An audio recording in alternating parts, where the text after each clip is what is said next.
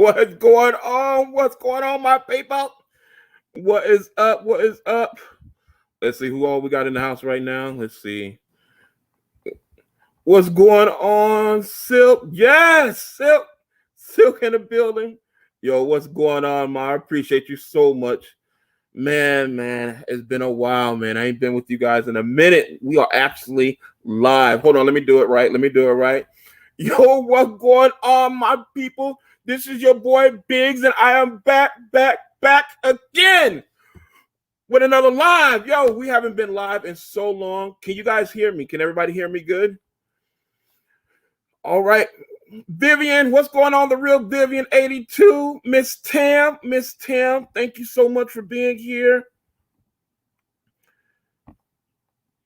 Joyful, my girl Joyful, thank you so much. I appreciate you guys so much, man.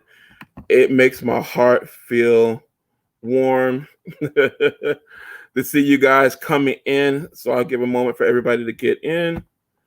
And then we're going to get the show started, man. Y'all see I'm rocking my bonnet. Y'all know I had to do it. Lovely Flower, what's going on? You know how it is. You know I had to rock the bonnet. You know what it is. Ronnie, what's going on, Ronnie? Oh, yes, my crew. We got our crew in the building. Listen, man, it ain't a party without you guys. I appreciate you guys so much. Give me one moment. I'm going to get this invite out for you guys. So, of course, all my people who is ready, you're more than welcome. I'm going to go ahead and open the floor so we can get everyone that wants to be in with your boy. You guys call on and chat with your boy.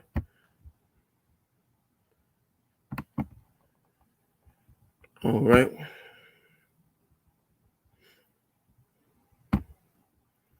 All right. So that's the link for everyone. If you see the link, I dropped it in the comments so you guys can go on. Miss Ronnie, please. As always, it wouldn't be alive if you weren't in it. Everyone is more than welcome to show up and show out. I want you guys to come in and enjoy. So everybody can just jump in the comments. Just let me know. Can you guys hear me okay? If everybody say yes, no.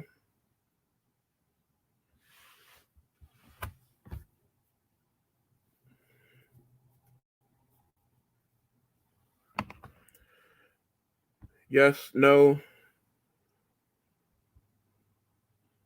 Yes, all right. Yes, thank you. Thank you, Miss Tim. What's going on, Melody? Thank you, Melody. Thank you, Joyful. All right, good job. So, yeah, I'm working with some new stuff. So, my headphones went kaput on me, so I had to get some new ones. So we got something a little new going on. Annette, what's going on, Annette? So we'll give everybody a minute to get in. Looks like everybody's joining in. Who else got their bonnet? Y'all, anybody else got their bonnet? I don't know about this bonnet thing, man. I just, I heard all the hoopla, hoopity-rah about this bonnet thing, and I was like, you know what? I'm gonna go and see it. I'm gonna rock my bonnet and see what it is. All right, Miss Ronnie, I'm coming at you. I see you there. Are we ready? Yeah. Watch me! You caught me getting ready to put a spoonful of food in my mouth. Oh, my bad. I'm sorry. No, it's okay. Well, it's too late now. It's uncut, so you know. No, it's fine. How are you? It's so good to see you. Good. How are you doing? I'm doing good. Doing good. You guys have to excuse me. You guys seeing the nerdy Biggs. Just getting off from work. I didn't even take time to put in contacts or anything. So we're trying to get my eyes. Bonnet. You see I'm rocking my bonnet. Yeah, you know what I'm saying? I didn't know if I wanted to do like a European thing and put it to the side, like, or if I just wanted to do, just like, I don't know, I just, give it a little volume to it, just, yeah. I'm gonna be like Ray J. When Ray J had a hat, I'm gonna do like Ray J and just have a little different vibe going on each time, Too funny. All right, we got Miss Vivian. Come on, real Vivian. She wants to show down with us, show out with us. Miss Angie, what's going on? Simply Angie. All right, Miss Vivian, I'm coming for you. If you're ready, get ready, because I'm coming whether you're ready or not. I'm bringing you on. What's going on? How we doing? Hi. Long time no see. I like long time no see. I just wanted to come in, support you, and let you know. I appreciate it. Glad you're doing a live.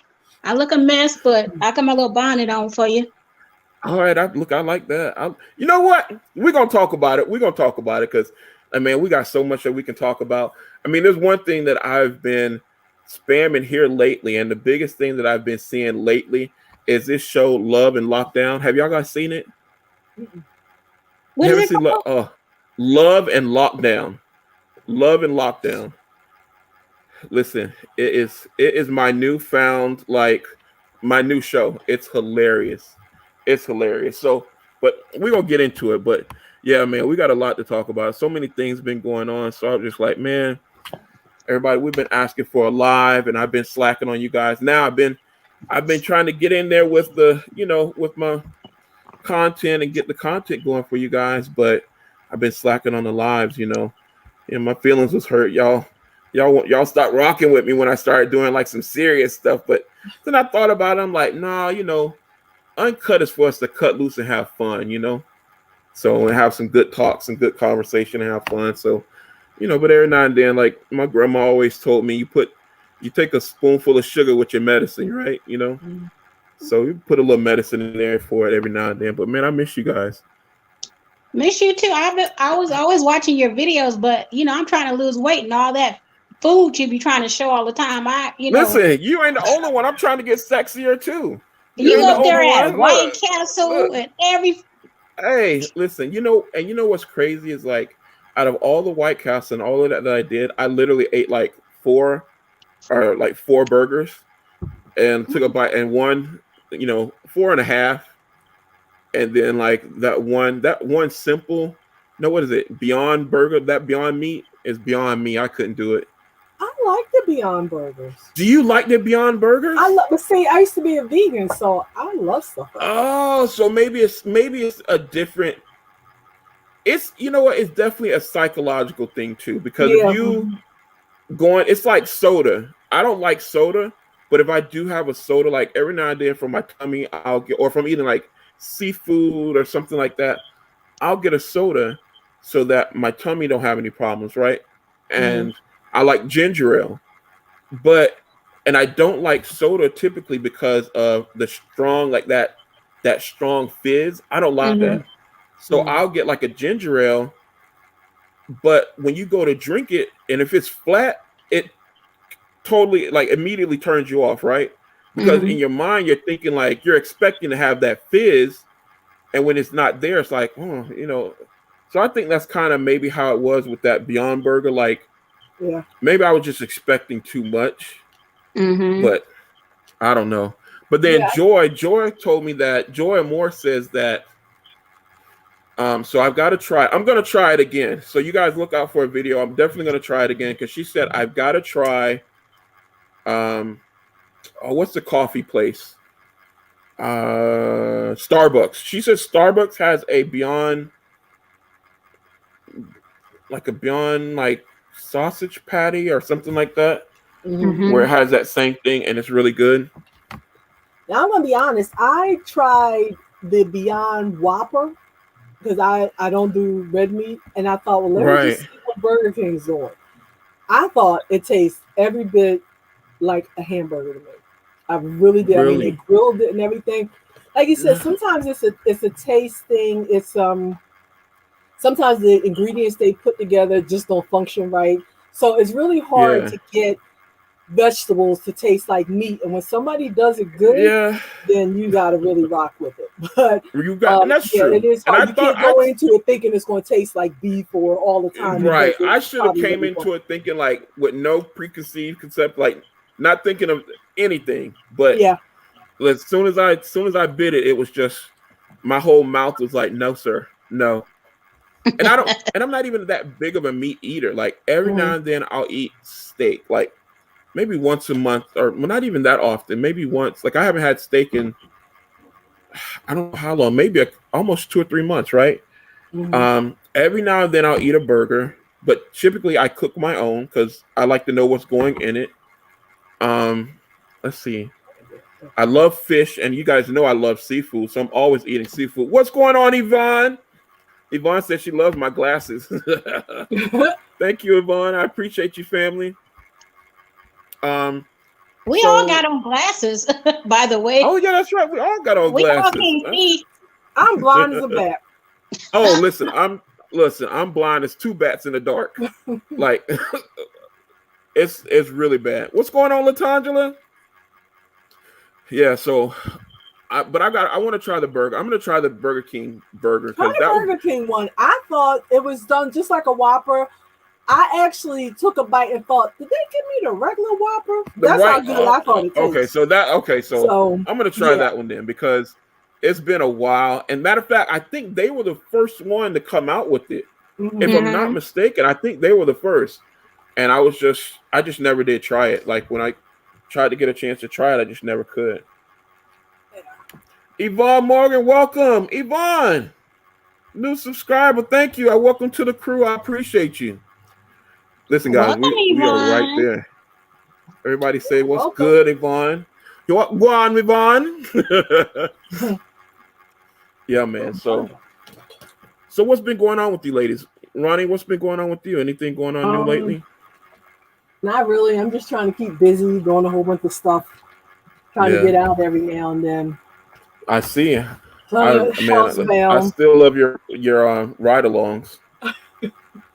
Yeah, so when I can get out there, now I'm not promising anybody I'm being out there in all this heat. But yeah, if it's a nice day, I will ride along with John and we'll just have some fun. But, yeah, man, I enjoy you guys.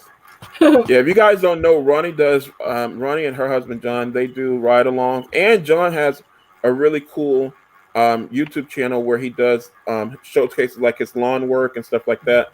And I've got to catch up on John's shows because I don't know. I think the last one I saw, he was doing someone's yard. It was a big yard, but I haven't seen one. He's seen his latest one, so I got to catch up on John. Yeah, that's my buddy. If he even posted anything lately, he that's what I was trying to think. And he's pissed off about it. Oh, did you see that? Yeah. Listen, I understand. I know how it is. Yeah. Yes, Ronnie. Listen. Ronnie look like new money. She does look refreshed. That's a wonderful thing. That's a wonderful thing. It's a good thing when you're like in pain a lot, and I try to put it aside and go out and do things. So yeah, I'm feeling good. I can't complain. I was just telling somebody that, like, and I think it might have even been sharing with you guys on one of the videos. Like, that's how I am. Like, listen, everything around me could be straight trash, just on fire, smoking, bells ringing, and everything else. But listen, man, I'm gonna still rock with a smile on my face and make it do what it do. So ain't no need to complain about it because it's not really gonna change. So I just roll with the punches. Roll with the punches. That's it. That is it. Whoa! So Yvonne said she's my fan from Jamaica. So Yvonne, what go on, man? Oh, from Jamaica, nice. Yeah, man. What part of Jamaica you in, Yvonne? I would love to know what part. My family is from Kingston, St. Andrew, Trelawney. I've got family in Montego as well. I've got an uncle. My uncle and his family is from Spanish Town. So it's different. Jamaica, we have it's just different the way they section off we have parish more so than like cities or stuff like that. So what about you, Vivian? An honorary Jamaican. Listen. No, I do because I have so many West Indian friends, and I dated this guy forever. Oh well, listen. If you put up with one of us, you honorary Jamaican. Yeah, that's why I said I consider myself an honorary Jamaican. Yep. Because I put up with him for a very long time. Listen, my wife same way. She said, "Listen, you Jamaican, I'm Jamaican." I'm like, "All right, baby, you Jamaican." You're from St. Anne. He was from Oh, St. so Anne. he's from St. Anne. Okay. Mhm. I think I have an aunt that she lives in St. Anne, but St. Anne, Kingston is one of our biggest islands, but Mhm. Kingston is a big part of the island. But oh, she lived in Portmore in St. Catherine. Man, I've never been to Oh, Portmore, and it's a beautiful place, country. But I've never been to Portmore. A lot of good music come out of. A lot of good artists come from Portmore. A lot of good artists come from Portmore. Well, Jamaica have all the great music, all the good reggae. mhm. Listen, I love. I know I'm probably not biased, and I'm not one to say it, but I really believe like a lot of the really good pop, a lot of good stuff originate from Jamaica. Like Jamaica's been on the music scene for years, man. From I know everybody in the States, they usually think of like Bob Marley, Eric Nem, and stuff like that. But there's so There's much so many music other that comes. artists, though. Oh man, there's so So many many other other artists. great Mhm. artists. If you like culture music, like Bob Marley and stuff like that, and the culture, I really love culture music. Mhm. So anything that has, yes, Miss Tam, I love reggae. That's mostly what I listen to. Really, it's reggae. Yeah, I love Miss reggae. Tam said, "Biggs talk more in patois." Listen, I now and because I'm raised here, so even when I go to Jamaica, well, the last time when I went to Jamaica, they I know like before it's been times to where like even though most of my family is here from Jamaica, like when they go over there, they still like you're foreigner, you come from so they still think like if you away from Jamaica for a long time, sometimes they still think like you Jamaican, but you ain't really Jamaican no more. You over there in the States wilding. But last when I went, man, it was so good because as an adult to go back home, and I know a lot of people's like, you got to go back to the motherland, you got to go back to Africa, but my pilgrimage to home really was going to Jamaica and Mhm. seeing it as an adult, seeing where my roots are from, being with my people, and just hearing the language. Man, I loved it. So there, listen, you couldn't tell me that I wasn't like straight from the yard because you couldn't tell me I went straight from the yard because listen, I love conversing and talking with my people and stuff like that. So my wife had a hard time sometimes, like we were sitting the guys telling us stories and it's like, okay, we'll talk to a lot of times we say, all right, I'll look later and then Yeah. she's like, what? So but it was a good time, man. We had a good time. So what about you, Miss Vivian? How you been doing? You been doing good?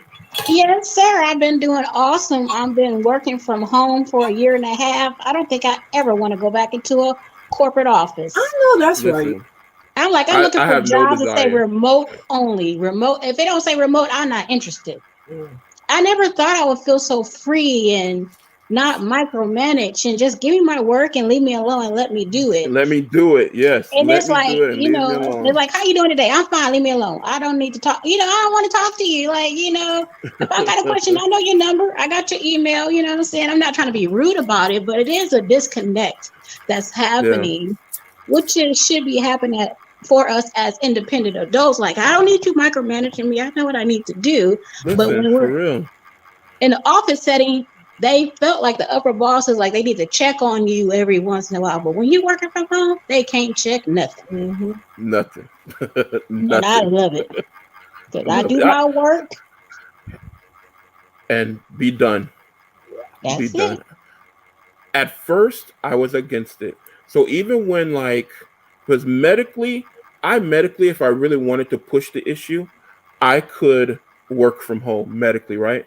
But Hmm. I've always been someone that's like, I don't like to just sit like it irks me. Like after a while, I start going stir crazy because I have ADD. So like just being in one place for a really long time, I'll Hmm. start going nuts. Like a week or two, I'll go nuts. So then when I started my last job, I had to go. Even though I could work from home, they still wanted us to go in. So I went in and I went through pure hell and literally had to get up like to beat traffic. I had to get up like 3 hours early just so I can make it to work on time. So I lost I'm up an extra 3 hours, and I lost 2 of those hours just driving, just getting ready and driving. So I'm like, I still get to work at 8 o'clock. Got to drive around for a parking space. That's another 30 minutes. So I actually get to work. I'm up like 5:30, 6 o'clock. Mm-hmm. I get to work at like 9 o'clock. So I'm like, I just lost all that time. Where's the productivity, right? Mm-hmm. Then I get to work 10 hours damn near, or I'll work 7 or 8 hours and then come home and have to do more work. And then it takes me an hour to drive home. So it's like I'm losing 2 hours of work. I don't understand why companies don't realize like you'd get far more productivity and it'd be far more better if you let your people work from home. But like you said, they love micromanagement. Levert, yo, what's going on, Levert? Listen, this is my big bro. I got a big brother, y'all, and that's something I've always wanted was a brother. So sometimes you guys know, like you can have family that isn't family by blood, but sometimes you closer to them than you are your own family.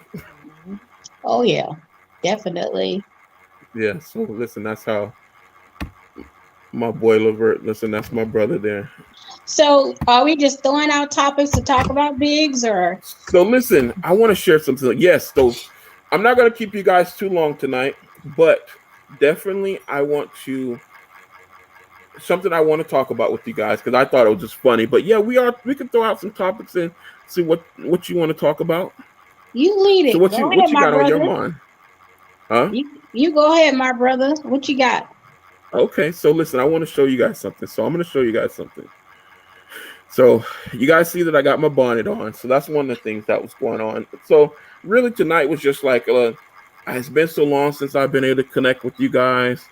And look, Levert, really I don't know what, man. Or is that a hat? Listen, this is a bonnet. Listen. Why it look like that? That's a bonnet. What? Oh, okay. Now it's a bonnet. It's the way you had it. You made it look like a hat. It's a bonnet to put a lot of hair into. Oh, I see. A lot of hair. A lot of hair. At first, I thought it was a chef hat. That is if you put it back like that. You know, so I'm gonna try it back like this right here. Oh, that's how you ladies wear it. Is that how the ladies wear it? Yeah, that's why I didn't know what it was. Why did I wear this to the grocery store one day? And one of my Caucasian sisters said, "I love your bonnet." I said, "Wait." I said, "Hold up." This is an African head wrap, my friend. This is not a bonnet. A bonnet is something you wear to bed that probably shouldn't be worn in public. This is an African head piece that embraces an outfit. There's a difference. But she didn't know. She didn't know the difference. No, she just saw. Sometimes you gotta educate. That's okay. You gotta educate. So how y'all feel about that?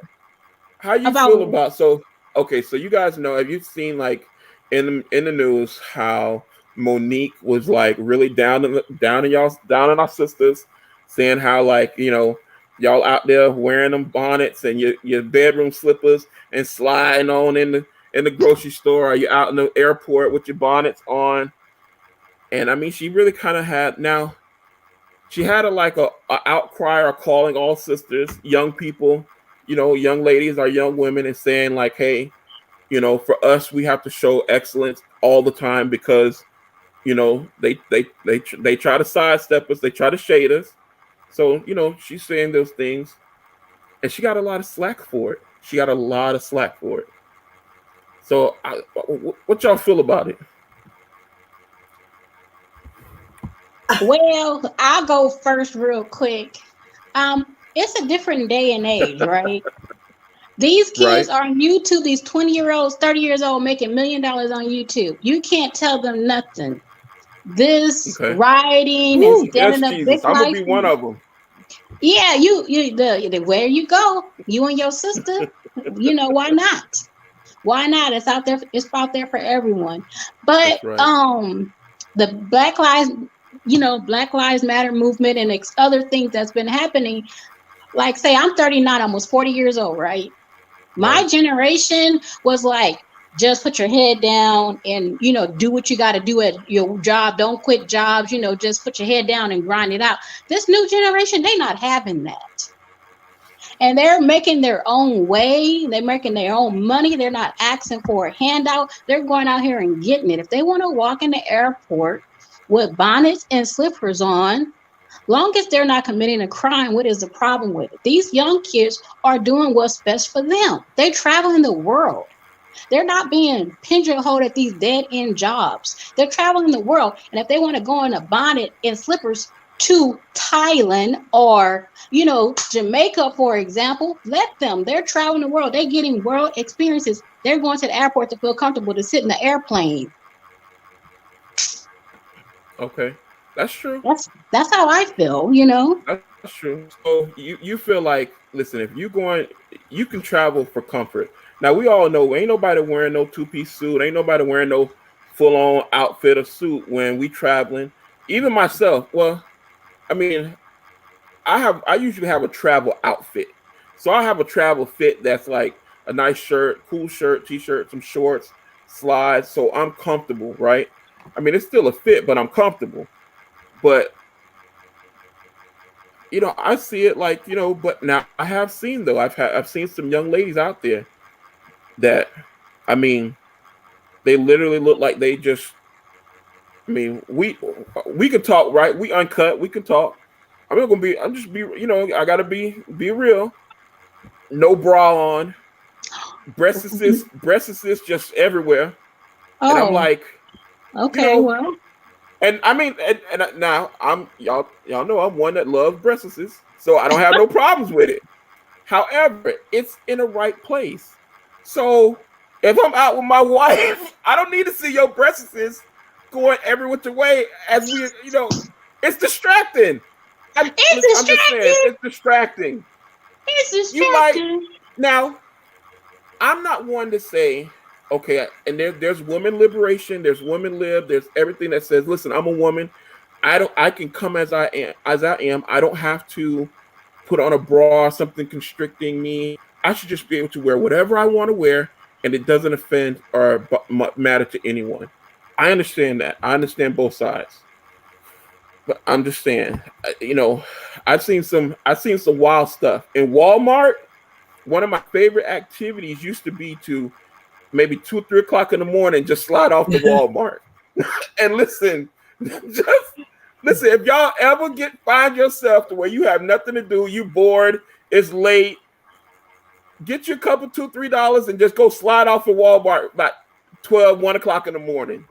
I'm in Fort Worth, Texas. Let me tell you, they dress crazy out here, especially when the rodeo's in town. Listen, I done seen all kinds of. I done seen cow outfits, like full on cow costume at 2 o'clock in the morning for no reason. I was like, man, I just gotta ask, like, y'all, you have, and this is like in the dead of, March, like nowhere near like Halloween, nothing. And I asked because that's just me. I'm like, hey man, like you and it was a young lady. I'm like, I'm like, I know you had a costume party or something, right? They're like, no, why? I'm just going to the store. I just laughed and gave him 2 shakes. I was like, oh, okay. All right, well, I feel you. Okay. And kept it moving. Because obviously you want attention, or you were just feeling some kind of way. You came to Walmart at 1 or 2 o'clock in the morning in a cow costume. So what's happening with your sound? So what's going on? I'm hearing myself echo. So what happened? Yeah, it's an echo. Okay, hold on. Now, what about? Go ahead. When I grew up, you didn't go out the house looking like any old thing, right? I was raised, don't go out the house looking like a washwoman, don't go out the house looking like a bag woman. You're supposed to go out looking presentable. Like when I came on here, I did put on a little lipstick because that's the way I was raised. I don't know how these younger kids are being raised and who are raising them. right? To walk around without a bra, you're gonna be 40-year-old boobs hanging out to your, your knees or whatever. You know what I'm saying? Your boobs just fine. I know that's hurt. I know that's like uncomfortable to have your boobs doing all that jiggling. First of all, and second of all, like what's killing me is the shorts all up the butt and the cheeks are hanging out and stuff. That cause all kind of yeast infections, hon. Like I know that can't be, because I know when you take off them shorts, the private area, is hurting a little bit or something going on, and Listen, can you guys I hear just me okay want. now? Yes, sir. Yeah. Yes, sir. Okay.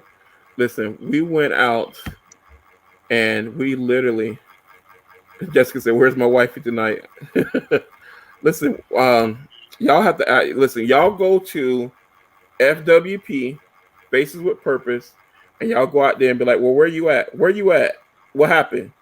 We didn't see you on the live. What happened?" That's all I'm gonna say about that. That's all I'm gonna say about that. Okay. But listen, we were out the other day, and I literally saw a woman carrying her baby, and she had jean underwear on.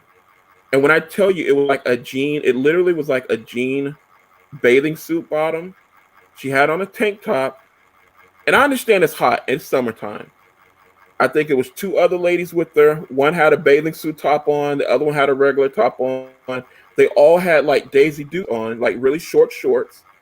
But the one lady literally like looks like she had some short shorts that she had further cut and frilled to where, you know how shorts they like, you have shorts that they're just like shorts. They're just like straight cross top and bottom. Mm-hmm. The legs come down to the thigh, but they were in a V. So when I say like you could see a little biscuit hanging out the bottom of her shorts, and I'm like, why? And I'm like, I don't understand the reasoning for it. I mean, I understand you're a woman, you can wear what you want to wear. Can't nobody Jack said I touch it. You can wear what you want to wear, but I just don't understand like the thought process behind it. Sometimes I don't think there is a thought process. That's part It of the can't problem. be. It can't Okay. be if you think about it. That's part of the problem. Because I mean, I got a lot to say about this, but I'm going to keep it short. No. I have, well, my thing is everybody has their own style. It's almost like it's a whole generation that's kind of lost the values as far as values is concerned. But I have like my ways. I have a very bohemian style. I wear what I want to wear, and I don't apologize for anything. But I'm every with time I've you seen you look good. when you said when you were raised, you come out of the house looking a certain way. Now, I'm not saying you have to be dressed in a suit or whatever, but I do believe that when you go to Walmart or to a store, you don't go there like you just rolled out of bed and put on some slippers and go to the store. And that's my biggest pet peeve when I see people out with pajamas on rolling around in the store. It's like you don't even give any thought to dressing anymore. Hey, Right. that's how you want to go through life. You can do whatever you want to do. I'm not punishing you or saying that it's wrong. I'm just saying maybe have a little bit more self-respect and just, you don't even have to put some sweats on. You can put some tights on. It's like now you can't even do that. It's like I didn't graduate from, I'm not even gonna put some tights on because people used to talk about it. I'm just gonna throw on some pajamas and some beat up slippers and a bonnet and fly out the door. My thing about the bonnet is, like you said, there are so many beautiful African head wraps that you could put on your head. There's no need to put on like a sleeping bonnet or a plastic cap on your head. Now, again, if that's what you want to do, if that's how you roll, fine, because I have my own style. If that's your style, rock it. Right. But I'm just saying, think a little bit before you go out. If you're not thinking, you rolled out, oh, God, I forgot I had this on my head. That's one thing. But if you're constantly doing that, you might want to think about changing your style. Or if you just don't care, wear it. But you can wear what you want. I'm not down you from doing it. I'm just saying, think about how you present yourself. That's all I'm saying. It's an unpopular opinion, but I don't care. Okay, thank you. It's very true. Very unpopular. I couldn't believe the backlash. And I can understand, like, so I understand, like, from my point, I really took it as like, okay, here's an elder. Well, and I think Monique is she's older now. Here's an older woman, an older black woman speaking to the black younger generation saying, hey, listen, they already looking at us and already, you know, forming an opinion of us as an overall, right? Don't give them any more ammunition to not take you seriously and take you for the strong black queen that you are. Don't give them any more ammunition than what they already have. When you go out, you don't have to be on, you know, like you said, you don't have to be in no dress suit and come out looking full makeup, full on. But what's wrong with taking the rollers out your hair, or putting, like you said, putting on a hairdress, scarf? My mother, she would wear a scarf and look very nice. You know, some sweats or something and come out. That's all you gotta do. That's all I'm saying. Yeah. But if that's what you want to do, fine. You know, I'm not gonna yell and scream at you or whatever. I just think that a lot of the generation today really is lost. I don't know, like, how they're being raised. Because they're being raised by people who had them at a young age, it seems. That's true. Right. This lighting is not working. Wait a minute, child. Wait a minute. I ain't doing no YouTuber. I ain't no YouTuber. I don't know how to. Listen, whatever. I am, and I still don't have no lighting. I don't know how to do it. I got a ring light, but I feel like I see a lot of the 20-year-old parents are 39, 40 years old, and they want to be like their children's best friends. They want to share clothes with their kids. They want to be half naked like their kids. They want to smoke weed and drink with their kids. And it's like, well, who's the parent? If you the kid's friend, who's the parent? There's a line that you shouldn't cross. Like, when I was growing up, you know, I knew that my mom was my mom, but when I got to like my teenage years, my mom became like my best friend. But it wasn't like we were competing, you know, for the same men, right? You're in the club, right? I knew that she was my mother, but when we went out, we always got, are you guys sisters? Are you sisters? You know, they thought we were sisters all the time, and I like that because, you know, I'm like, hey, she's my mom, she's cool, we can hang out, but I still have my friends. But it wasn't that line that I crossed or that she crossed, like, oh, I'm gonna be trying to be out there picking up guys like my daughter. No, it wasn't like that. Right. And I just think I just don't know where everything went left. I just, you know, I really don't. But I think it really did. Like, it took off. Listen, I honestly believe that it has something to do with, well, that's a bigger conversation for like when you get into women's lib and things like that, and get into like generations. Like, our generations are so shorter now. So in a sense that, like Vivian said, you know, it used to be like such a long period of time between generations. Yeah. Like, I'm 40. Well, my mother would be 70 or 80, 70 something, almost in her 80s. My dad in his 80s. You know, my grandparents on and gone, you know. Now you have a child that's 20. You have the mom that's like, 40, 32, 33, or even sometimes. Not even 40. Yeah. And then you got the grandma who's like 45, 50, but still, you know, today's 50 is really 40. And they all three in the club hanging out with each other. Or you got the mom competing with the daughter for the man. And so you see it now. And, you know, I think that might have something to do with it. But I definitely agree. I think that definitely it's I don't think that it's a bad thing to say, hey, when you out in the public, show face and save face, in the sense that, you know, you can still be comfortable and still presentable to where no matter who you see, who sees you. I strongly believe in networking, and I go out thinking like, I never know who I'm going to come in contact with.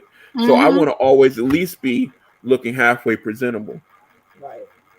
You know, now, you know. Oh, go ahead. Go ahead, Vivian. I want to tell you about a little quick story when I saw the change, right?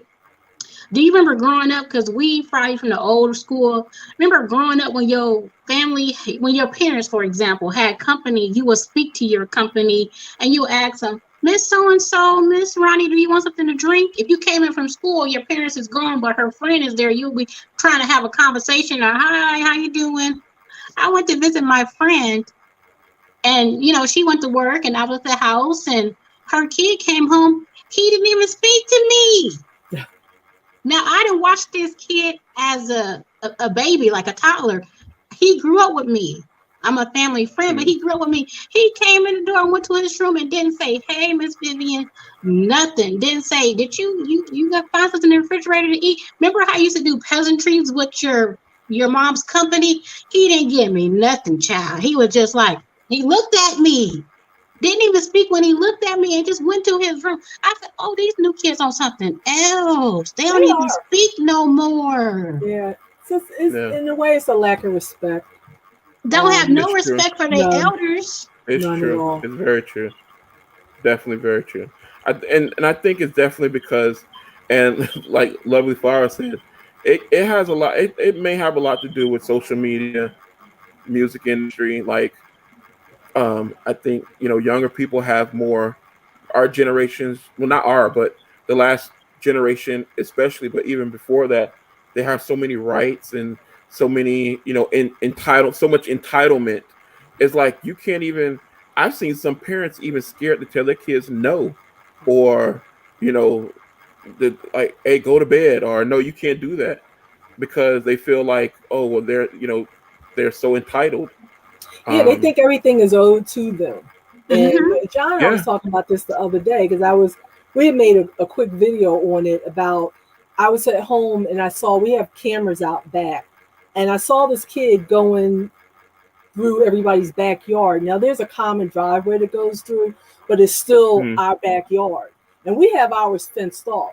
This kid came all the way across everybody's yard and stopped and was doing something. When I just caught him on the camera, I saw him. My next door neighbor has like a basketball court up on the side, like of a tree, and he's got it tied to the tree. That's a whole nother story, but he's got it tied to the tree so it doesn't fall down. And this kid was jumped up and was swinging on it. I'm like, okay, it's tied up for a reason, because it's about to blow down at any minute. But I'm like, what are you going to do if you fall and hurt yourself? The next thing I know, he goes over to our fence and he starts messing around with the fence, and he opens it up. So I went running downstairs to the deck the fastest I could get down there to see him coming out. I'm like, what were you just doing? Oh, I was sightseeing. I was sightseeing on in my yard. In my yard. I said, it's a fence. You open it up. I said, did you not see the beware a dog sign? I said, my dog could have been out there. And he's just looking up at me. I said, do you understand that you don't go on all this back here is private property. This doesn't belong to you as a park. There's a park up the street. I said, where are your parents? He just said, I'm sorry. I didn't mean. He starts walking around. I said, listen, I don't want to see you back here again, rumbling around, with going through people's property or whatever. So when I got back upstairs, I pulled up the footage. Not only did he go back there, but he went back there and tried to jiggle the lock on our van. And the lock You're kidding me. And the lock on the shed. So I thought, oh, not only, you're not sightseeing, you're like a little steal. What the heck are you doing? So I told him when before he left, I got my dog and brought my dog out on the deck, and right away, right on cue, he started barking. And I said, do you see this dog? You see how I'm pulling him back? I said, you don't want to be out there messing around if he's back there. And I wanted so badly for his parents. I should have told them, tell your parents to come talk to me. But I wanted so badly for his parents to come and look me up, because I'm like, do you know what your kid was back there doing? That's not sightseeing.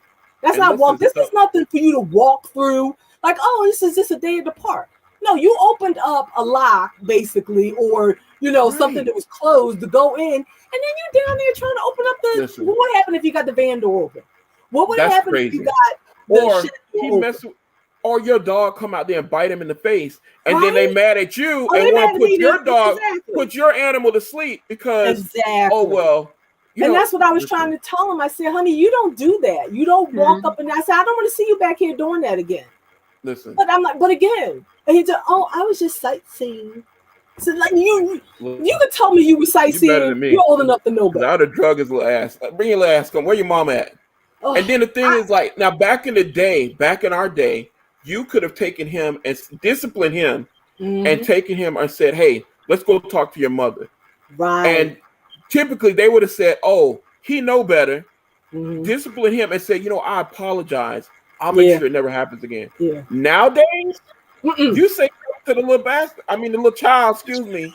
You say something to the little child, you gotta be worried about fighting the mama tomorrow. But that's what I was prepared for, because I thought they're gonna come around here trying to get all in my face. You're gonna go say something, and and then it's gonna be some dumb shit. Yeah. That's why I'm like, I used to be like, and I'm still that way, but I have gotten checked, and I have to check myself now, in a sense that I firmly believe in that.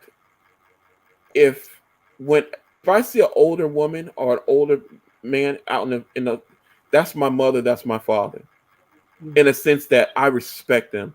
If I see an older woman out, I say, hey, mother, how you doing? Let me help you, or open the door for you, or something like that. Or, hey, mother, how you doing? The other day I was driving, and it was an older lady, and I think it may have been her sister or daughter. And I was like, I just stopped, like, oh, mother, you ain't gotta hurry, you okay? So don't rush on my case. Take your time and go across. And then for children, I'm like the same way. So if I see a child, that's my child. There's been times where I see a child just running around out and about, and I'm like, hey, where's your mom? Where's your dad? You okay? Or now I've learned I'll just sit and wait until I see that they're with her before I drive off a bluff, because there's times when I've gotten a child and been like, and because I'm a big black guy, I'm more than sure it had maybe something to do with it. And here this child, I'm like, hey, outside the store, and I'm just kind of sitting there like, hey, I was watching your baby because, they were running around. Oh, and I'm getting a look like, mind your business. What the hell you? Right. Like, who the hell are you? Yeah. And I'm like, and then my wife would tell me, like, I tell you all the time, leave kids alone. Like, I'm like, but God forbid in front of me that child run out in the streets and get hurt. I've got to live through seeing that. Right. Yes, I don't want that on my conscience. Exactly. And that's how you have to look at it, because people are going to come back and yell and scream at you like it's none of your business and stuff like that. But you shouldn't have to be doing their job. If the kid gets hurt, then what happens? Listen. Oh, that's crazy. I lost a friend because I had said something about, this is a friend from high school, so this is a 20+ year friendship. Because her daughter was on the internet at 14 years old, ranting and raving how wonderful Trump was. Wow. President Donald Trump. And I was like, I don't think you should be on the internet discussing things that you have no idea what you're talking about. Like, you don't know anything about politics and the what's going on in the world and stuff. You're still in school learning about these things. And I was telling her, I think you need to, get rid of that account, because she's on the internet talking about stuff that she, kind of have no idea about. Not saying that she can't have opinion and know about presidents and know about policies and procedures, but politics is a whole different ballgame that's for grown-ups, for adults. You can't even vote until you're 18, so she shouldn't be concerned about that. She was saying something about, if you don't vote for Donald Trump, you're a dumbass, and just going off. And she was like 14. And I was like, I don't think you should have an internet account or whatever, that Facebook account, because I think she was doing a little much on the internet. And she was like, this is my kid. And don't tell me how to do anything with my kid. Listen, that's why, I try to mind my business. But it's hard sometimes. Because I don't want to see things, like, I genuinely have a heart for people, and I don't like to see nobody hurt or, ill will towards anyone. But it's hard. I'm learning. People make it easier and easier for me to mind my own business. I make it. it's easier for me to mind my business. I'm like, if you got kids, okay, that's nice. Okay. No, I don't want to get involved with them because these parents, you can't tell them nothing about their kids. You say one little You thing, can't. they get so offended. It's like, well, you don't It's have any kids, so you don't know. Okay, I don't know right from wrong. All right. I guess Exactly. because I don't have Right. any children, that means I don't know right from wrong. But okay, you the parent, you know everything. right. Oh, Biggs, Well, I have a wonderful thing we probably can talk about, a wonderful topic, unless you have something else what's that that? you want to talk about. So the next thing is, and we can talk about it. We got a little time. So, the last thing that I wanted to see. What's your topic? What would you talk about? I want to talk about the Victoria's Secret Karen that had a fit. Listen, Did that you was see another that? thing. Look, that was another thing that I saw. Now, and I had a clip, but I couldn't find the clip. It wasn't working for me to get it because I was going to clip it.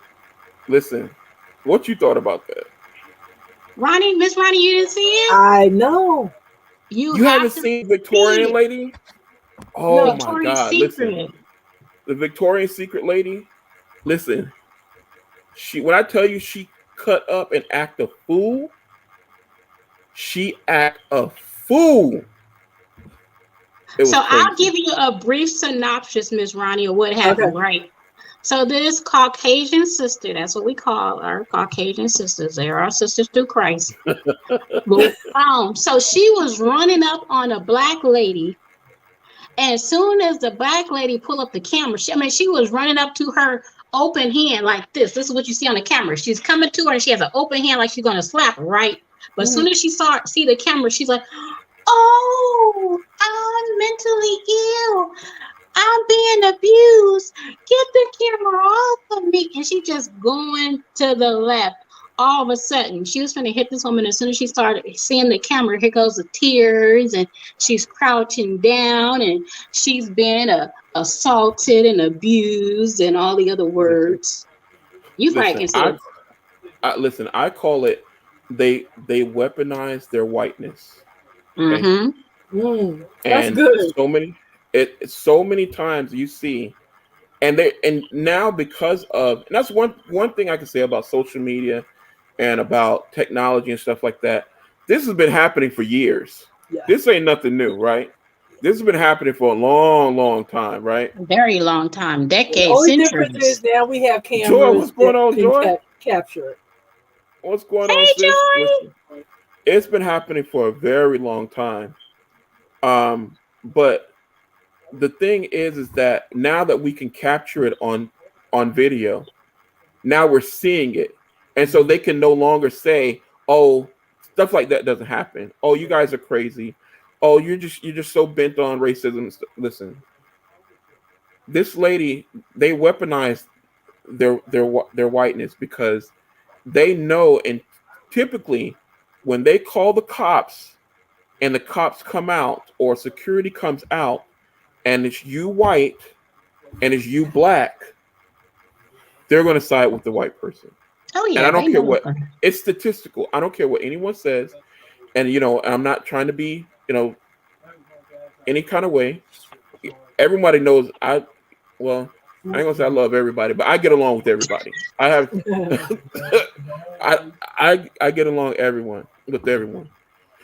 But statistically, typically, when you can, I don't care, 9 times out of Oh 10, God. when the police or someone comes out, they're gonna come out and immediately, if you're black, you're wrong, or you're the one that has to. It's not innocent until proven guilty. You're the one that's being questioned as, well, what are you doing here, or well, what's wrong, or you're the one that gets kicked out and asked to leave the store. Even in this situation, this lady literally, and the black woman, the way that she told the story was that she was at, and this has happened to me.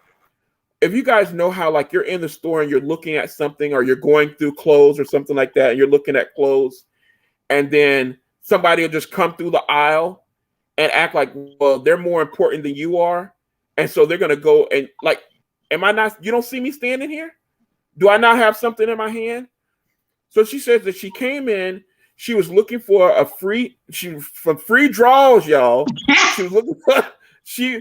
I didn't know this happened at Victoria's Secrets, but I guess I didn't either. I didn't know they had I free guess there's panties. a coupon where you can get free draws. You get one free panty. I hate saying that word. I hate the P word. You get one free underwear for What a it's uncut. purchase. Or with a purchase or whatever it is, with the coupon, you can come in and get one free panty. And she's like, listen, I just wanted my free panties. That's it. She's like, I was looking at some garments and I'm here. The white lady came and set her stuff in front of me and then started looking through the garments like if I wasn't just standing here. And it's COVID right now. So please give me 6 feet, please. Like, I know you want to get your stuff, but if I'm here first, let me do what I need to do. Jenny said undergarments. Undergarments. Let me get my stuff, and then when I'm done, you can get yours. It don't matter how long I'm taking. I have a right to be here. I'm in this bin right now. Don't be in this bin while I'm in this bin. You can wait. There's other bins. Right. There's other things. Why are you going to be in this one? The lady came right and was just like in her space. And she said, excuse me, like, how some of us will do. Excuse me, like, and then she's like, the lady started just going off and telling the people, like, this lady's harassing me. Someone needs to come and get her. Can you call security? And then so she had her phone. So the lady started flipping out. So she started filming her. And when she started filming her, she saw that they had an exchange. And then the lady, when she started filming, the lady, like Vivian said, came at her and took a cheap shot, a swipe at her. And so when she saw that and saw that she was being filmed, then she just went irate. She's like, stop filming me right now. Stop filming. This lady's filming me and she's filming me. We're having a mental breakdown and I don't want this shown. Or she's going to have it on the internet and film me. And it's like, so immediately she knows that, there's a big thing about Karen right now. Mm-hmm. I'm more than sure she's seen a lot of people get their lives ruined because they were lose their job, rightfully so. Everything else. They were being an asshole and somebody filmed it. And while they were being a jackass, it got filmed and everybody saw it. Now you can't hide anymore. Right? So it's like that hit her. And as soon as it hit her, she just freaked out. And the lady, listen, the lady was like as close to me as I am to you. The lady literally was like on the other side of the store. And this lady dropped on the ground. Well, wait a minute, Biggs. You ain't telling the best part. Because Miss Ronnie ain't seen it. You gotta put the picture out there. I'm gonna have to go look for this. Yeah, I did not hear anything about. When she pretended to faint. When she pretended to faint, right? This is how she did it. She looked down at the ground to see if the coast was clear. So she stopped having her mental breakdown. She looked down at the ground. She adjusted her purse and slid slowly down to the ground and then put her head down and passed out. It was the worst acting job I have ever seen. And I actually think I don't want to watch it because stuff like that gets on my last nerve. I be screaming at the screen and everything else. I can't stand stuff like that. And then at the last video, she started chasing the black lady around the store, and no store employee stopped her. No manager intervened. She was literally chasing the woman around the store. Literally like an hour. This lady begged for it. While the lady's screaming, carrying on, everybody's just. And other than another white lady that was in the store told the black lady, "Why don't you just leave?" Didn't say anything to the white lady. Just told the black lady, "Why don't you just walk away?" And the black lady said, "No. Why should I have to walk away? She's accosting me." And she's like, "Can somebody get security? I'm filming this because I want to protect myself. Because if security comes, then the first thing they're going to do is they're going to kick me out, or they're going to want to say something to me, and then I don't have any protection or recourse, right?" And it played out. You're like me. There's some things that I just don't watch because I don't want that in my spirit. Like I truly want to have. I'm somebody that have friends from all backgrounds. I've got white friends. I've got black friends. I've got Spanish. I have friends from all backgrounds. It's not and I know that sounds crazy because I can't stand white people say I'm not racist. I've got 4 black friends. Listen, if you know how many black friends you have, you racist as hell. I don't care what you counting them. you Oh, racist I got just enough. Just enough. 1, 2, 3, 4. Like, damn it, that's enough. I got 4. That's it. I'm not gonna, I didn't got the quota. I got the quota. Listen, if you know what's going on, OG, Mia Moore, I love you. I appreciate you so much. But listen, that's just how it is. But sometimes I just don't want to see that, and because I don't want to be in that frame of mind. Mm-hmm. I don't want to walk around like that. And there's some things that I can control. There's some things emotionally that I have a really good handle on. Mm-hmm. But there's other things that I'm a work in progress. God's still working on me. And stuff like that, I feel it in my spirit. Yeah, that gets to me. I feel something in my does. spirit. I might cuss somebody out if you looking, because I unfortunately, when in the line of work that I'm in, I go through that a lot. I go through, like, even right now at work, there was an incident to where they forced us mandatory overtime. Wow. So I was all like 2 hours a day, and they're like, well, we want at least an extra 5 to 10 hours a week, mandatory. But I'm salary, so I don't get paid any extra money. Well, you guys know I work in IT, so being an engineer, I'm sourced out. I work for a company, and I work for them. I'm W-2 with them, but they basically farm me out to they farm me out to other companies that need my help or my assistance or whatever. So my client that I actually work for, I have 2 managers. I got a manager for my company and a manager at my client. The manager at my client said, listen, we didn't properly prepare. We need you. If you can just, whatever overtime you can do, we'll pay you. We're not going to pay you time and a half, but we'll make sure, like, whatever your hourly breakdown is, you'll get paid for your additional hours. I'm like, cool, no problem. Now, what they don't realize is that I already put in extra hours as it is, because I just believe in I work until my work is done. Mm-hmm. But then they got a hold of that at the company, and they're like, oh, hell no, we ain't paying you no extra money. We already pay you salary. So, yeah. Now, without telling or asking us, my group, I have 2 people that are under me, another lead on the company themselves. They didn't ask any of us anything. They in the back behind closed doors made a decision for us that, oh no, they can work, at least 5 hours a week extra, and that's just free overtime. I'm like, hold on, don't make decisions for me when it comes to stuff like that. Mm-hmm. And I'm like, and so out of a whole big ordeal happened. I wasn't the only one. The other 2 people that I work with, they're other nationalities. I work with, the white people that I work with. And out of the whole big thing, all the thing I said was, listen, I don't have any problem. I'm a team player, but I don't like anyone making decisions for me behind and not including me in the decision-making process. I have no problem with what you ask of me, but let it be my decision to go and do that. Mm-hmm. Don't just make the decision and tell me, hey, this is what you got to do. What's going on, Lady Shikari? And so, and then the manager that I talked to, when I had a discussion with her, and it was just she and I asked her several times, is it mandatory? She's like, well, we would just like you to go ahead and work the additional time and do what's needed. I'm like, okay, but is it mandatory? See, answer the question. Right. Just answer the question. It's not. That's why is it mandatory? Yeah, no, it's not mandatory. She's like, yes, it's mandatory. Okay, fine. Got it. No problem. Later we have this whole big meeting because it's a big ordeal. I tell her, you said it's mandatory. She's, oh, I never said that. Are you calling me a liar? Mm.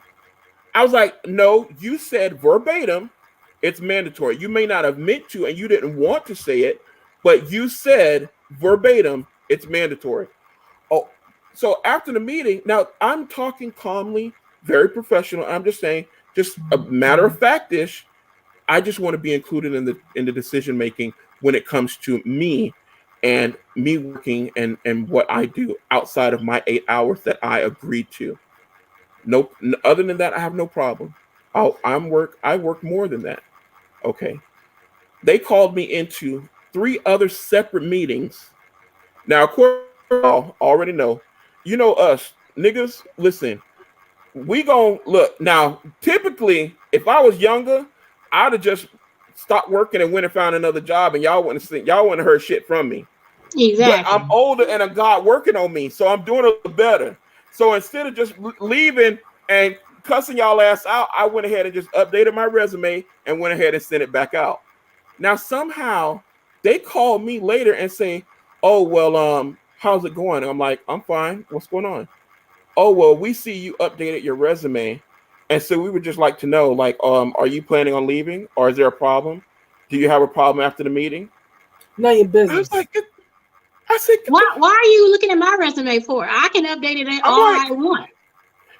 I'm like, what? Why would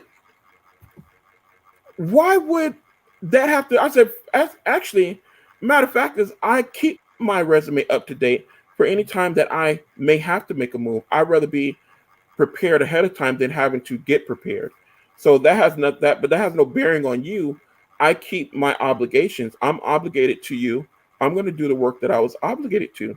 Nothing to do with you. I'm doing just fine. Came and had another meeting with me.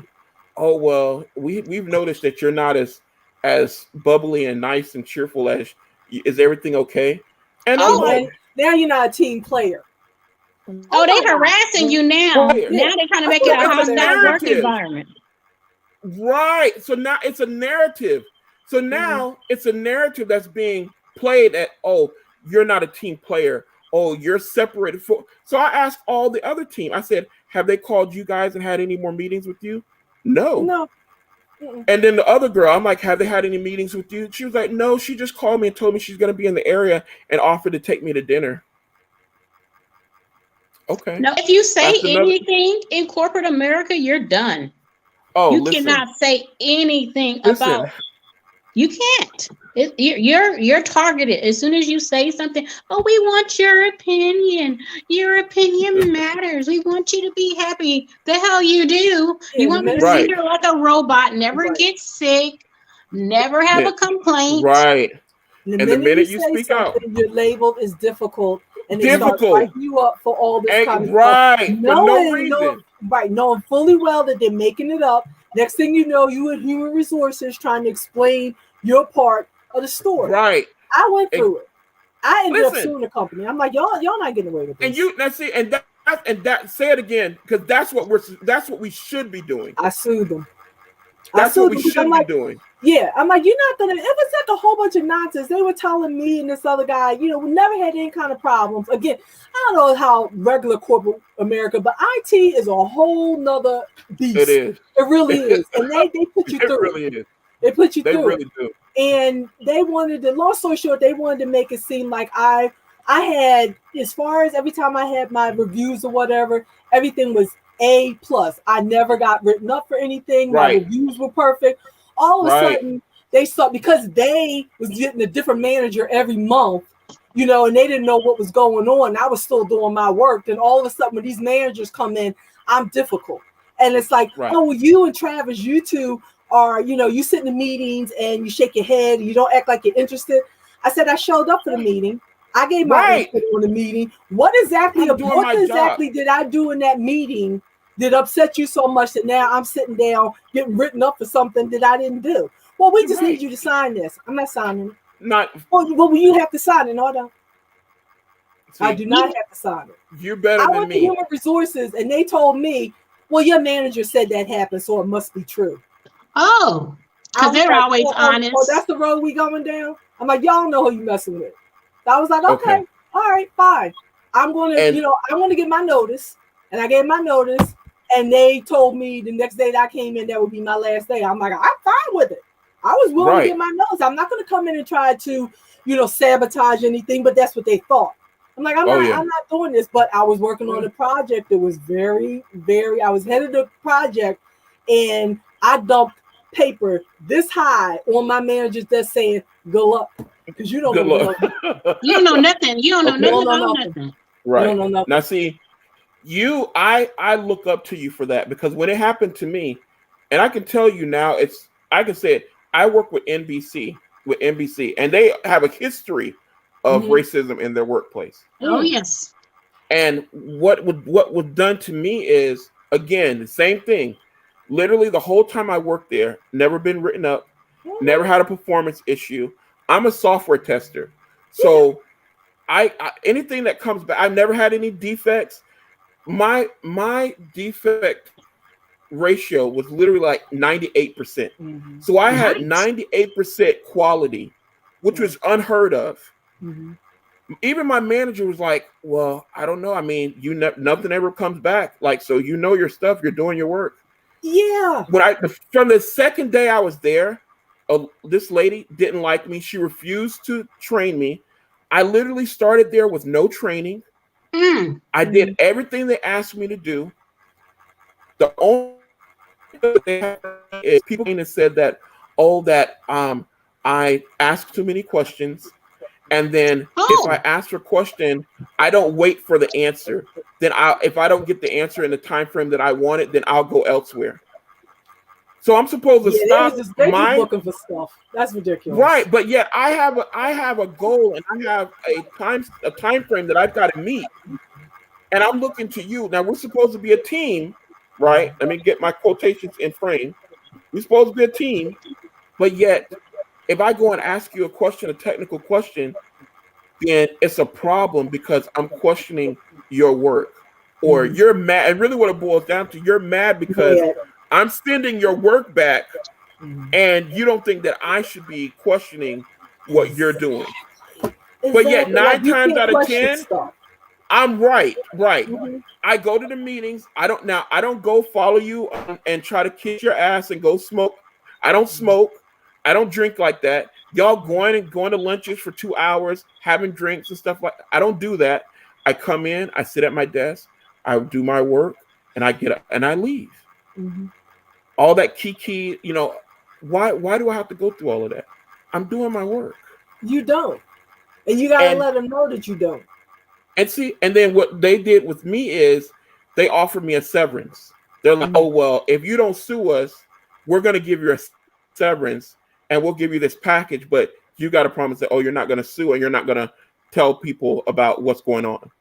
And at the time, because my family, my household depended on me, it was right at the cusp of, right before COVID and stuff started. And, my mom had not too long ago passed, and all this stuff. So for whatever excuse that I want to make, I literally went around for an attorney, and every attorney that I talked to was like, "Oh, well, yeah, well, it's your word against theirs."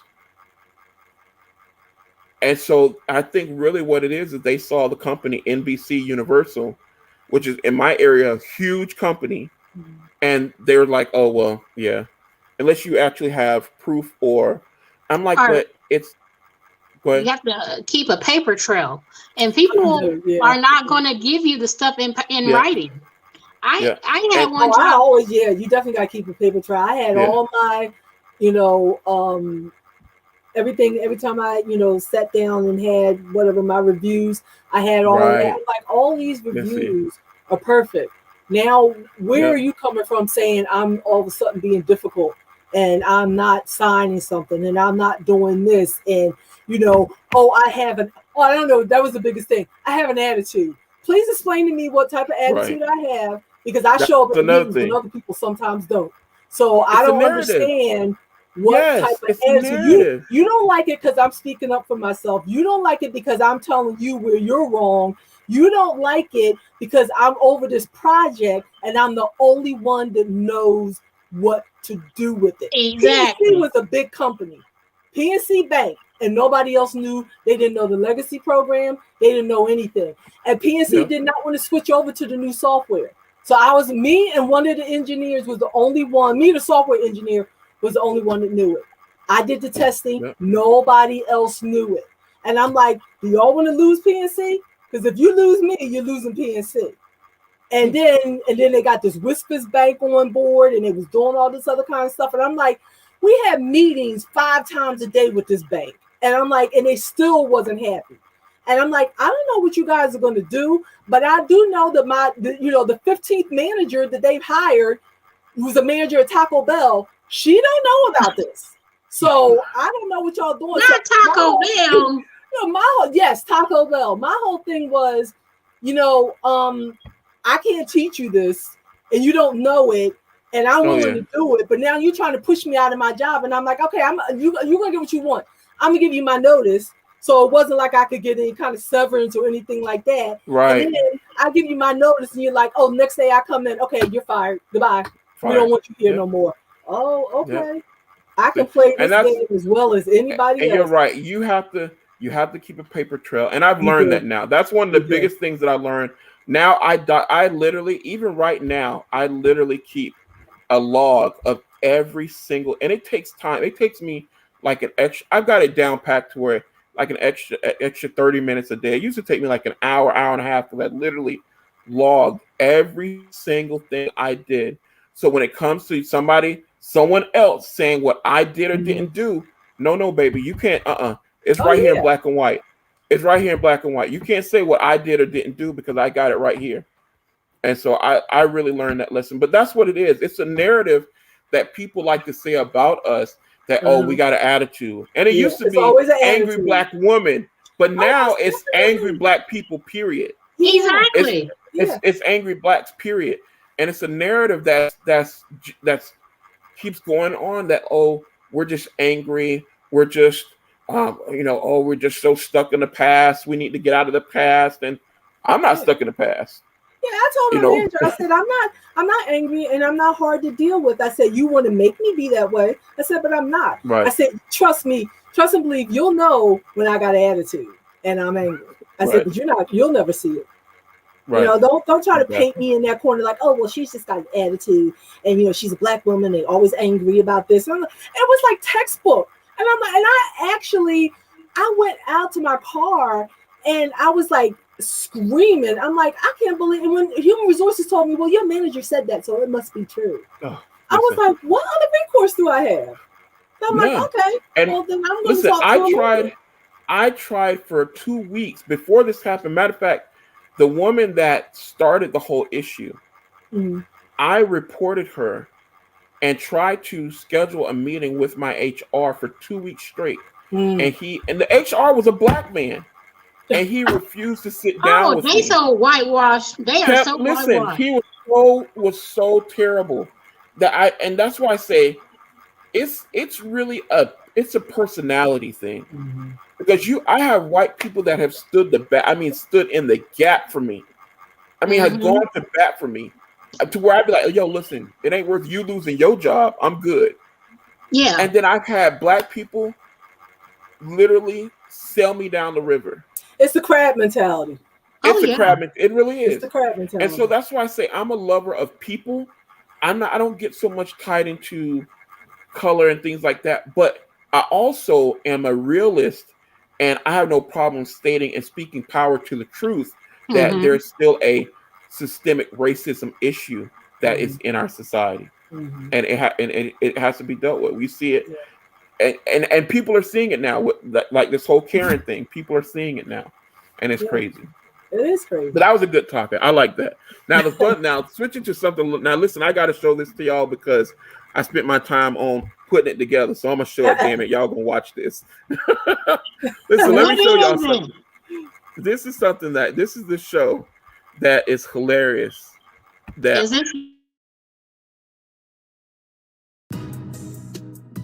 mom does not approve of Nicole. She just feel like I'm setting myself up for failure.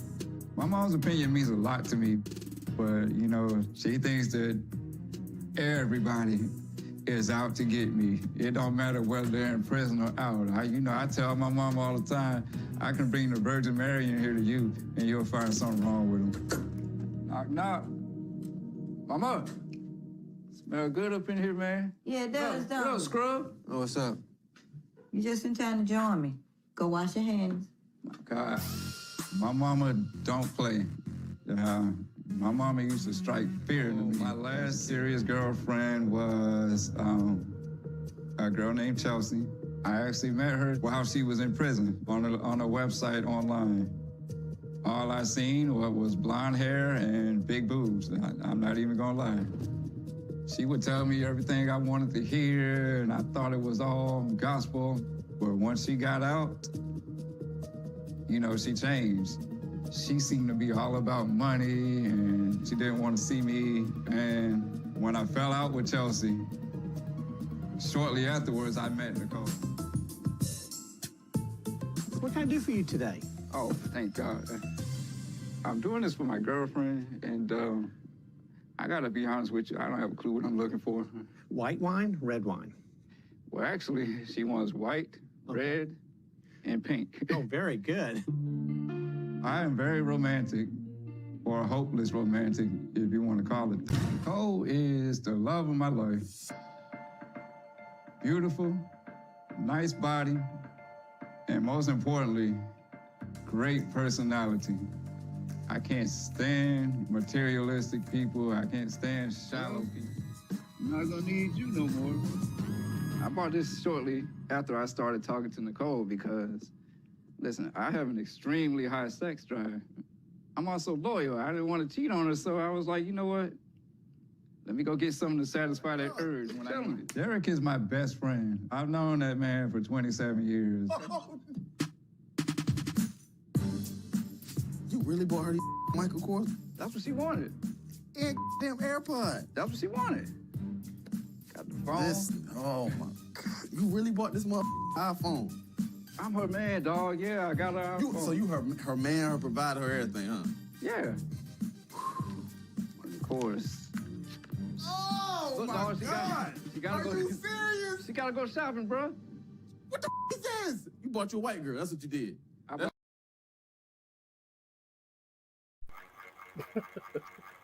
Listen. I'm sorry. What did I just watch? You watched you know what? I ain't gonna even say it. I ain't gonna even say it. Jesus, take my tongue. You watch simping at his finest. All he see is a nice body and big boobs and blonde hair. And he ain't nothing but a dang on simp. And she gonna take him for everything he deserves, and he deserves it. She gonna take him for everything he got, and he deserves it. Because all he talk about is the big boobs and nice body and the blonde hair. Yeah, listen, so you say he's a simp. You think he definitely is a simp. Talking about she's not materialistic, but everything you got is materialistic. iPhones and different wines and watches and shit. So what's the premise? The women are in jail, or what's the premise? Somebody's in jail, they get out, and then they fall in love or something. They don't love them. So they get together. That, okay, now the big thing for dating is online dating. Right. But now I guess what these people have taken it a step further. They do online prison dating. So I guess there's some prison apps out there where inmates literally go and create. Now I didn't even know you're supposed to have a computer. How do they get the internet? They got money to put on the internet. Listen, obviously they got these people out here putting money on their books. Listen. So you go now. This is something I started watching, and it is so fascinating. And I thought about you guys, and I'm like, listen. So just feel me out. So I guess the prison people have this thing where they go online and they set up a profile, and then the people out, regular people, just go on there and can have like a pen pal or someone that is you just go out, you looking for somebody to date, but they in jail. And this homeboy, he was out there, and that's his thing. He found him a nice little snow bunny. She's looking good, nice blonde, big boobies, and she in jail for 4 years. So the last year and a half, he been dating her.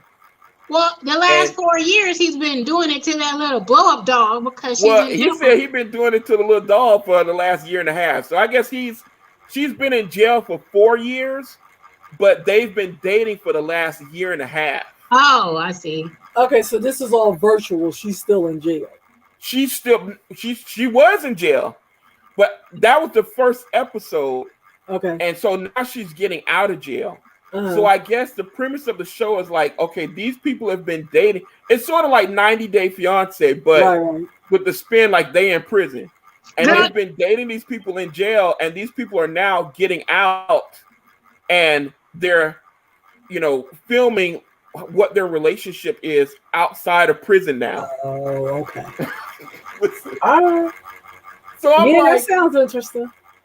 listen, I'm like, so I had somebody else that, we were talking, and it's like, we were discussing what it is to be like, what's a simp and what's like a nice guy, and what's like a roughneck. Like, what is it that women want these days? Like, are nice guys simps? So Vivian, what do you think? So you said you hit nail on the head. You said he a simp.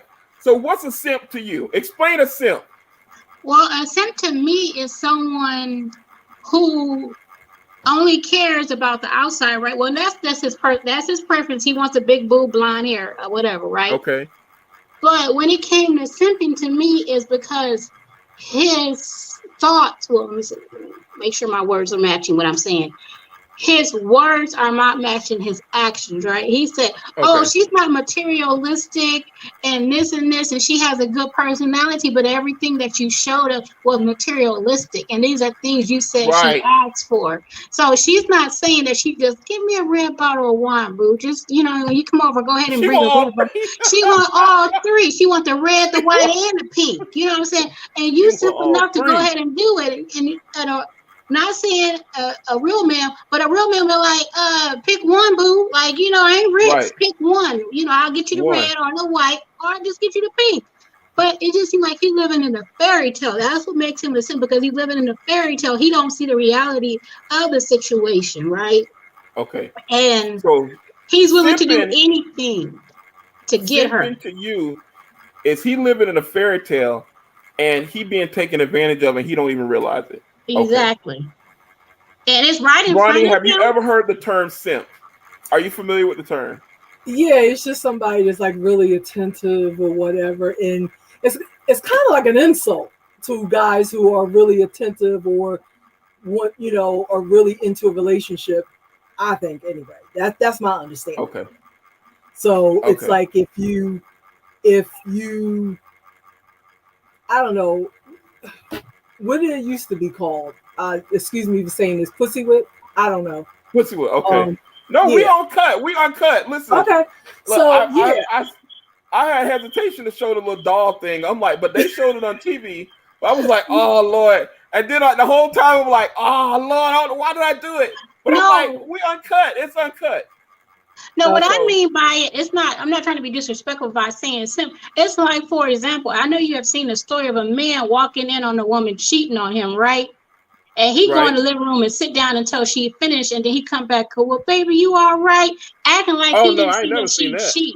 Yeah, it's in movies or something that you have seen men do that. And that's what I consider like a simp. Like a woman can do anything to you. Yeah, just kind of railroad you or whatever, and you're okay. Yeah, they can do anything to you, and you just so in love with her that you won't, you don't see it. You don't see it, and you don't recognize it, and you don't care. You just want to be with her, no matter if she cheating on you or not. And many of times, guys have like paternity issues, like the baby is yours, it's not yours, and then they find out that the lady been cheating on them. They still stay. They take care of the baby. And take care of the baby. Look, I know I can't say too much about that. I know people that, take care of children that ain't theirs. And I commend it. It couldn't be me though. You cheat on me and have a child. Listen, look, he can have you, that baby, your bills, all your shit. He can have all of it. Because I'm just not there yet. Yeah, I don't. But that 90 Day Fiance, oh my gosh, that is the most funniest stuff. That's like pure entertainment. It's like comedy. Listen, this is I still love 90 Day, but it's like, it's so much now. But this is my new thing. And the thing is, I'm like, my thing is a nice guy these days. I really feel like women don't respect nice guys anymore. I do. Like, I love a nice guy. So I love a nice guy. So if a nice guy fawned over you like he is, and because I'm like, but see, I wouldn't take advantage of a nice guy, right? Okay, you would take advantage of it, but that's you. But does is that nice guy still a simp? No, because I'm a nice person. I have a nice heart, right? So I wouldn't take advantage of a nice guy, because if he said, I'm going to bring wine over, I'll say just bring one bottle. But you taking advantage because you want him to bring the whole liquor store, right? And then you want him to put money on your books. And now you want a Michael Kors purse. And now you want a Michael Kors watch. And I need about $1,000 in cash. Oh, and I saw this condo I like. It's just not. You're never satisfied. You want everything. And you want to just take. Right. And does that really make you, I don't know if that's two different things as far as I'm concerned. That's not being a nice guy. That's being gullible and you being taken advantage of. Gullible, okay. So being gullible. Right, just being gullible and maybe trying to buy your way into something. So, you know, it's not you. If you're a nice guy, you want to be in a relationship for the sake of being in a relationship. You don't always want to have to buy the woman something, and she shouldn't always expect something. So if you are constantly giving and she's taking, that's not really a relationship, and you're being gullible. If you're not too stupid to see it, I don't know what to tell you. Somebody better try to straighten you out, because you're going to go through life being that way. Maybe that's a better way to say it, instead of saying, hey, Joy. Hey, so listen. We can't see you. Wait a minute. Hold on. Where you at, dog? Where your face at, dog? And put your bonnet on. So listen, I'm a catfish. So this is the thing. I feel like I really was defending him. Like, Biggs will tell you, when he first texted me, he asked me about it. I love that show. Like, that's one of the shows. There's very few shows where I watch every single episode of every season, but that's one of those shows that I do that with. I really like Locked Up or Love After Lockup. I don't know why, but I just do. So I don't. It's really a hotness, and I don't have any excuse. Like, I'm not about to sit here and tell you, oh, I learned. No, it's garbage entertainment, and I watch it for no purpose other than that it makes me feel better that my life is not that messed up. Now, for whatever reason, I don't know if y'all know, but do y'all remember the young lady? Do you remember the lady and the guy? The guy used to call her his goddess. On what show? On Love After Lockup. They got married, and then she went and got cracked out after the one night and took his phone, took his car, and all his stuff. I don't watch the show. So well, she got out of the last I'm just not really getting into it. Okay, well, the last person, they got out of jail, and they got out of jail, and that same night they took all his stuff. Like, he slept with her and all this kind of stuff, and they took all his stuff, and then the next day took his car and everything. Well, she actually just passed away. She had just had. Are you kidding me? Baby. Yeah, I think she just passed away for an overdose because he kept going and getting her out of jail, and I think that she actually just passed away. But the thing about it is that I do love this show because I feel like for example, what's the one with the guy Maraschino Cherry or whatever his name was, but he had a girl, and it seems like their relationship really worked out. So it's like some of them they work out and some of them they don't. But this man that they were saying was a simpleton or whatever, I kind of felt sorry for him. So when I first seen it, I was like, oh man, why they doing him like that? But then I went and I binge watched it, and I was like, no, he's a freaking weirdo. He's crazy. Weirdo. Anytime you see somebody with this is with not eyes that big and look at you a certain way. No, you're not gonna do that. Don't you do that. Don't you do him. Don't you do that. No. So nothing about his appearance, Big. Oh my God. Listen. No. Listen, There's nothing to let you say it. Listen to me. When somebody look at you like that, you know, listen, you better get ready. Because they crazy as hell, I'm telling you. Crazy as hell. No, my issue was with him is when he said that he has done this same thing before. Right. He like and the literally, last time the girl got mad at him and she used him and then she left him because he stopped buying her stuff. And he said, he admitted like, he was broke. I didn't really get to know her. I just saw big boobs and blonde hair and I liked her. So in my personal opinion, I'm talking about the same guy, Tam, the same black guy that had the little toy. Okay, so I got the big boobs. Do I need to put on the blonde wig? What's up? Listen, no, my thing is, who the hell you calling? You just got out of jail. You don't know nobody. What you need a phone for? You better get a job. Who the hell? I'm not calling you no phone. Who are you calling? And she got all these watches and stuff. What do you need to keep time for? You ain't got no job. Where you got to go? On top of hard cash money. 1,000 a stack. But this is the thing, and I guess maybe because I'm a hater and because I'm jealous, but I have literally worked my entire life. I can't even get a bitch to give me $20. And I work every day, got 2, 3, 4, 5 jobs, and I be like, hey, can I get a tank of gas? I can't get a hoe to give me a tank of gas. And this bitch get out of jail, just finished tricking and robbing somebody. And she get a cell phone, money. Yeah, Tracy just passed away. Tracy and Clint. Wow. Yeah. Tracy just passed away. Sorry to hear that. We rest her soul. Yeah, I am sorry to hear that. That she couldn't the other girl that he had broke him, and he had to go back and live with his mama because he wasn't paying his rent to give her money. You see, Miss Ronnie? That's what I'm talking about. That's his stupidity, because if you wanna be that superficial that you're always looking for blonde hair and big boobs, and that's all that you're after, and you want to pay to get that, and you're going to continue to do it, and then when you get broke, then you sitting back like, oh, I guess I shouldn't have done that. But that's all, you're superficial. That's all you're looking for. Then I don't feel sorry for you. You deserve to get what you get. You get what you look for. That's what I'm saying. You get what you look for. I mean, you're gonna like what you like. If that's what you like, fine. But let's move a little beyond that. But why do we have to get him from jail though? Ain't no blonde hair and what? Okay. Why you gotta? What other blonde bombshell girl finna holler at him, and that she not in jail? Oh, crazy. Because he off. True. He off. Joy, come on, he off. Right. Okay. Exactly. If he wasn't doing all this kind of stuff, would she still be interested? He got plenty sense, but he off. When I say he's there's a people that unique. have all the sense in the world, but they off.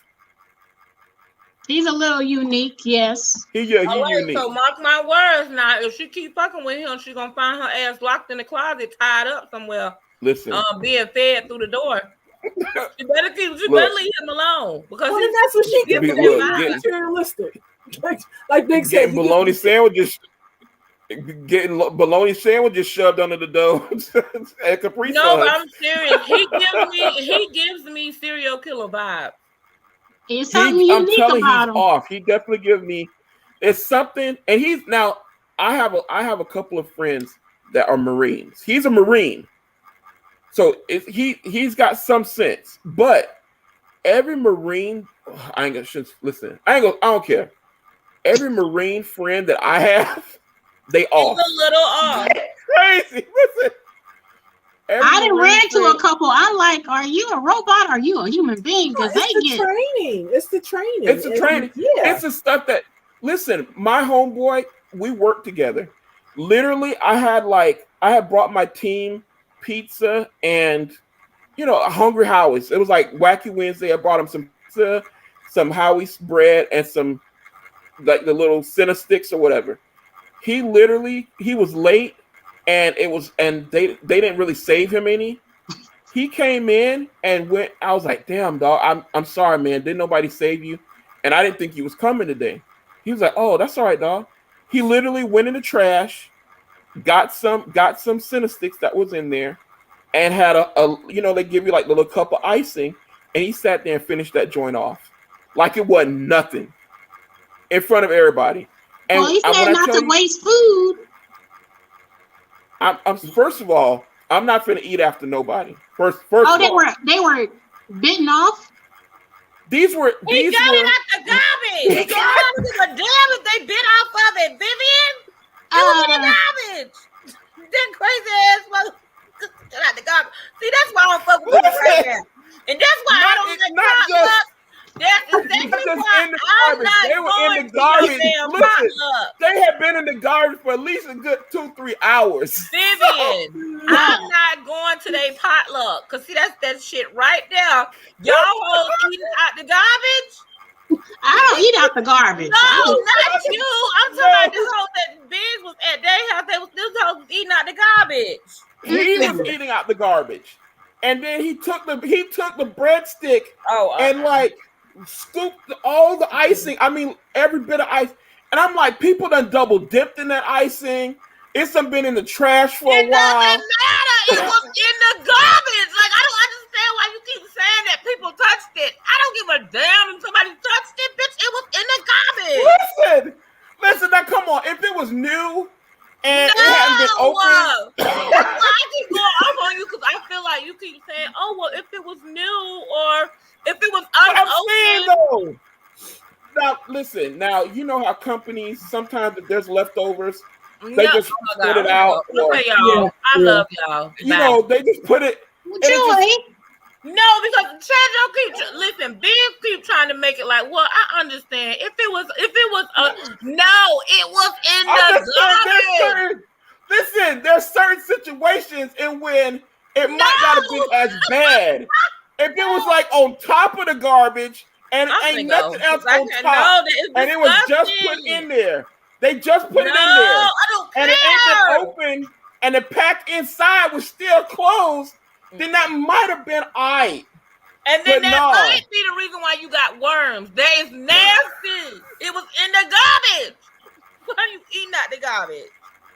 Nothing you can say about that. I would have ordered me a whole pizza and had it delivered to the office. I was like, whatever. At first, people judged him, right? But then he said, when we talked, I judged him too. This is my boy. This is my homeboy, right? We cool like that. Yeah, he was your homeboy till you realize, listen, if you eating shit out the garbage, you ain't got no damn boundaries, okay? Until I realized you a nasty joker. Like, boy, you eat the garbage. You don't do anything. You eating out the garbage. He white. Listen, the kind of relationship. No. Listen, he white, but I called him the N-word. I was like, you's a nasty nigga. Whole thing. Don't know no better. But the story behind it though, which kind of like shine some light on it. He's like, listen, man, and in basic training, literally we go and we have 2 minutes or less. Sometimes we have 1 minute to eat a full meal, and that's one meal that we're gonna have, the only meal we're gonna have that day. And there's times where literally we'll come back and you're so hungry that you'll eat anything. But they psychologically train you that way so that if you're out in the field and you're in war times, you'll make a meal out of anything that's going to sustain you to survive. So he had been so trained and so it had been so honed into him that there's no second thought to it. He's like, it ain't gonna kill me. And I just had 3 sticks and some icing. I feel you. I mean, that's because he had been conditioned to where his mind pushed through all of that to where it wasn't anything to him to just grab it, because he's like, sometimes in the field and I think he had been to Afghanistan, and he's like, he's like, man, listen, I've seen people grilling like a dog because they literally had not eaten for 2 weeks. So you eat anything. Wow. I was like, God bless. Listen, God bless military. God bless them because. So I just know that listen, all of my homeboys that are Marines, they're a little off. They look They're different. a They little different. different. They just different. They different. They My are a mom had a little friend. different. Listen, my Leave mom had a him friend. We had a alone. Don't crab bring boil. him into this. Don't bring him into Listen, this. Do not bring him listen, Was he into your this. mom's listen. Let me tell y'all. boyfriend? Why would you do My mom. that? No, he wasn't my mom's boyfriend. He was just a friend of the family. They were like brothers and Oh. sisters. Oh, And he okay. played You bring saxophone. Mr. Why would you? She loved Don. Listen, Tim. I'm talking about Tim. He I thought you were talking played about Don. saxophone He with was my in the mom. military too. No.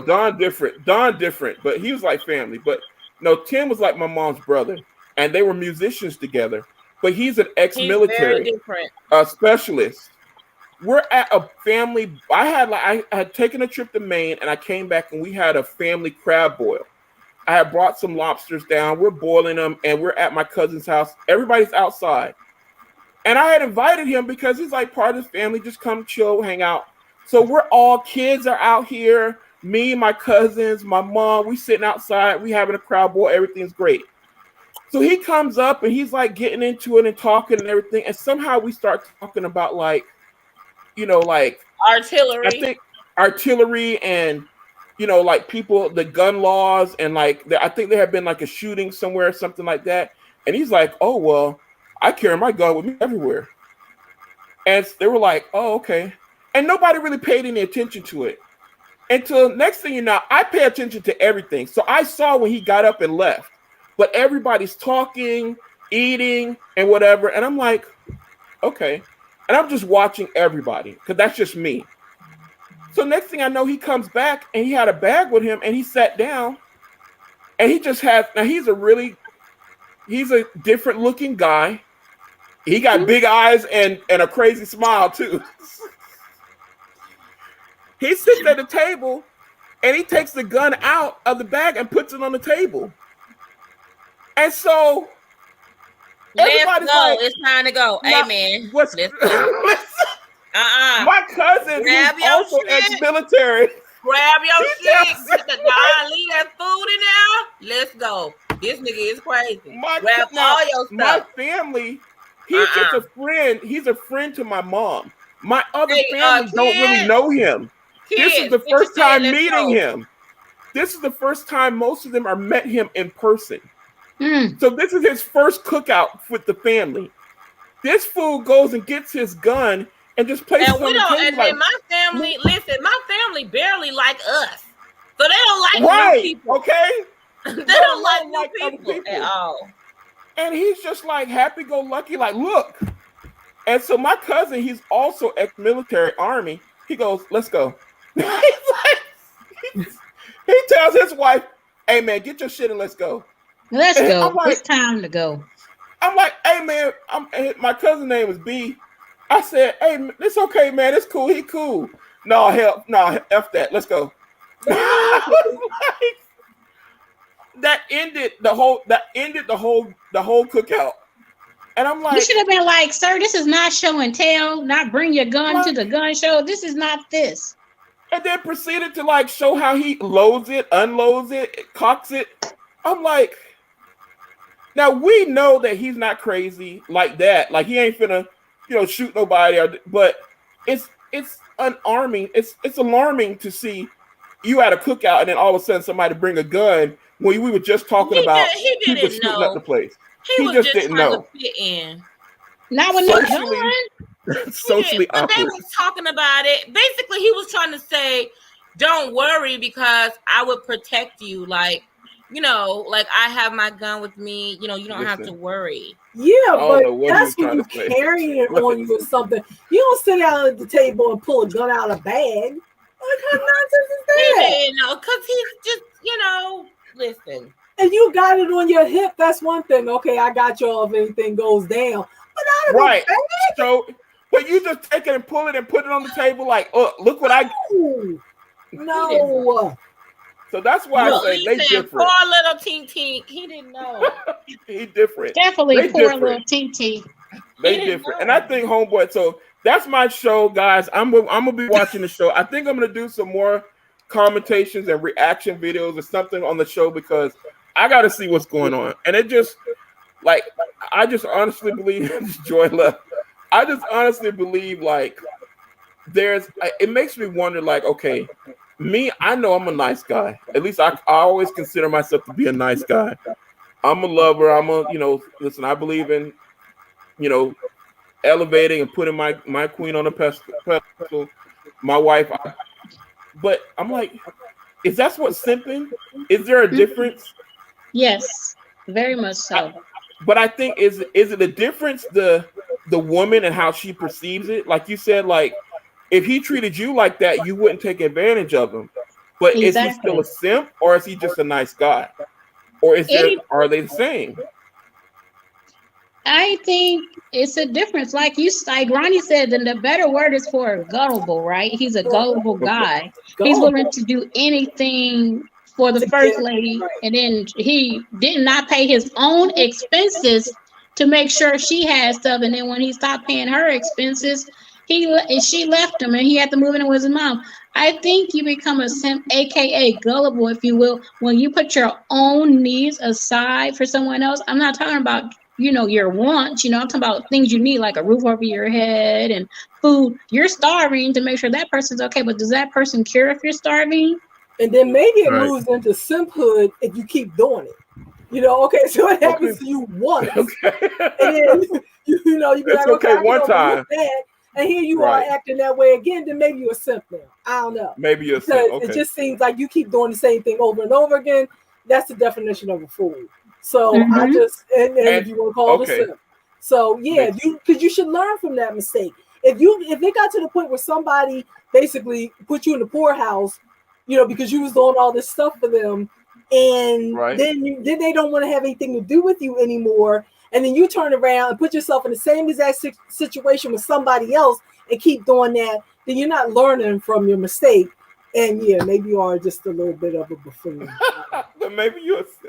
All right, so I think you're right. I think I agree with both of you. You can be a nice guy, and I don't think that necessarily. So y'all saying y'all ladies, y'all still want nice guys, but don't overdo it, and don't be gullible.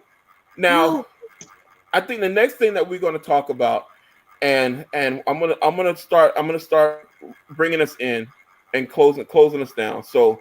I think the next time that we'll talk about is, I think I want to talk to you ladies about, I want to talk about, what do y'all think about, like, all right, do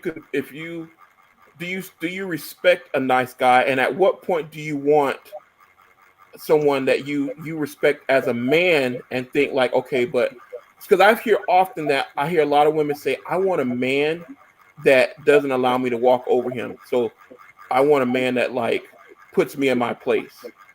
And that's some things that I've never really understood, but I want to understand it. So I think that's something one of the times we talk about, like, we know what a simp is, and we know there's a difference between a simp who's really gullible and a nice guy who's just very nice and mannerable and treats you well. Mm-hmm. So, but where do you draw the line? It's like, okay, too nice, or is there such a thing as being too nice? I don't think there's such a thing as being too nice. I really don't. To me, as far as a relationship is concerned, I come to the table with certain things. He comes to the table with certain things, and we complement each other. Mm-hmm. So it's not like one's taking over the other. I don't need him to keep me in my place because of whatever, and I don't need to keep him in his place because of whatever. I really want somebody who's going to match me toe to toe, and keep me on my feet with certain things. I don't need him to try to suppress how I'm feeling or my behaviors or my personality, and I'm not going to do that with him. If we butt heads, we need to butt heads because we get beyond that and know that you're not going to always agree on everything. So that's the type of relationship I have. And it definitely was always the type of relationship that I wanted. I want somebody that's going to match me toe to toe. I don't want to have to say, well, no, I want him to he's going to be a man regardless, as far as somebody that I'm with. But I don't want, to say, oh, but I want him to just, reel me in because I don't need to be reeled in. Mm-hmm. That's the way I look at it. Okay. If you know what I mean. I think it's a good. I think that's a good topic for us to start up on Yeah, on next time or another time that we can get into it in depth. But I had to share that show with you guys because I was like, man, that was funny. It was hilarious, and I'm like, man, I want to see who else was watching it and what y'all thought about it. Well, now I'm gonna have to watch it. But if this fool on there, I don't know, man. I might have to you gotta watch the whole thing and just see. So next time we can talk about it. We're gonna talk about it again. I think I've been thinking about doing like some reaction things, and I think I really was wanting to do a reaction video or do some lives on 90 Day Fiance, but that just got away from me. But I think this is the new season that I can maybe start again if I'm not too late, because I think it's hilarious, and I find I love the study of people and watching people, and really understanding people and why they do the things they do and how they do them. So I think it's funny, and I share that with you guys. But listen, I'm gonna wrap it up. I love you guys. I appreciate you so much. Right back at you. This was great. This is great. It's been so long. I will be watching that show, by the way. Yeah, that's what I said. Yeah, I don't you guys have gotta cable. watch up on it. I don't have cable either. I watch it. Matter of fact, young lady Sharice, she is really cool, beautiful young lady. Shared the link with me because it's on We TV. I don't have We TV, but I think, matter of fact, I have Hulu and I stream everything. So, but I found that on YouTube. So it's on YouTube somewhere, and I think Sharice said that you can find it somewhere. So shouts out to Sharice. I appreciate you. Thank you for putting me on. Because I was trying to find an excuse not to watch it. That's why I was like, I don't have cable, but I guess that don't work no more. There's no excuse. These days, it's out there. You can find anything you want to find on the internet. Everything is out there. Everything. But I had a great time, man. I miss you guys. I'm definitely gonna do more lives. I'm gonna try to figure out how to integrate lives with videos. We're still having to do work. Now, the more of you guys support me, and the more that you guys do, then the less work I have to do, and then I can get away from work, and then we can just do this all day, every day. So you guys continue to support me. I appreciate you so much. Thanks for everyone. I know I wasn't in the comments. Jessica, she done called me out. She liked my wife more than she liked me. But listen, she done called me out. And she said that I wasn't in the comments like I should be, that Joy need to school me. Listen, I used to be in the comments for Joy, but I'm gonna get back. I'm gonna get back in the swing of things, guys. I haven't done a live since the last one that we did. So, right. It wouldn't be anything send else, honey our best wishes and tell her she can come on next time, or we miss her. She probably won't, but I will. Well, just tell her that we were thinking about her, talking about her. She wasn't excluded, and I appreciate you letting me join. The conversation. Absolutely, I love you. Last time you was on here, so you cool with me. Absolutely, I appreciate you coming on. So, final thoughts from you, Viv? Any final thoughts, Vivian? I want to say life is too short. Live the life you want to live. Now, if these young people want to come out in bonnets and slippers, they're living their best life. Now, who are us to judge, right? Who is us to judge? Let's live the life, because life is short. So that's all I have to say. That's very true. And Miss Ronnie. Be who you're going to be. Like Viv said, love life is too short, and peace and love. Absolutely. And for me, man, I just love you guys. I absolutely agree. Like, life is way too short. So listen, be who you are, love who you are, and love who you be. As simple as that.